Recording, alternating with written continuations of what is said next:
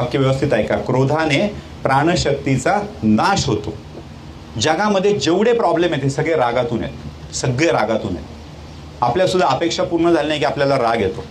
मला असं पाहिजे होतं, मिळालं नाही, राग येतो. पोराने ऐकलं नाही, राग येतो. नवऱ्याने ऐकलं नाही, राग येतो. रागाची मानसशास्त्रीय व्याख्या काय माहिती आहे? शोधली आहे का कधी कोणी? What is अँगर? रागाची व्याख्या ऐका. दुसऱ्याने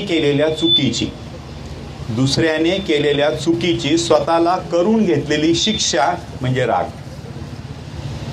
कळतंय काय? दुसऱ्याने केलेल्या चुकीची स्वतःला करून घेतलेली शिक्षा म्हणजे राग. पोरग मनासारखं वागलं नाही, बापाला राग येतो. अरे चूक तुझी नाहीये दादा, तो तसा वागलेला नाहीये. बायकोला राग येतो, नवऱ्याने मनासारखं केलं नाही. ठीक आहे, त्यांनी केलं, तू कशाला राग करून घेतेय? आणि राग आला तर हात कोणाचं बंद पडणार आहे? तुझं का त्याचं? तुझं पडणार आहे. कायम लक्षात ठेवा, राग ज्याला येतो त्याला हार्ट अटॅक येतो. ज्याच्यामुळे येतो त्याला अजिबात अटॅक येत नाही. खूप महत्वाचं वाक्य सांगितलं मी. ज्याच्यामुळे येतो त्याला अटॅक येत नाही. ज्याला राग येतो त्याचा हार्ट बंद पडतं त्याला अटॅक येतो. मग असं जर असेल तर आपण रागवणं हे शहाणपणाचं लक्षण आहे का मूर्खपणाचं लक्षण आहे? त्यामुळे रागवायचं नाही. प्रत्येक गोष्ट शांतपणे सांगायची.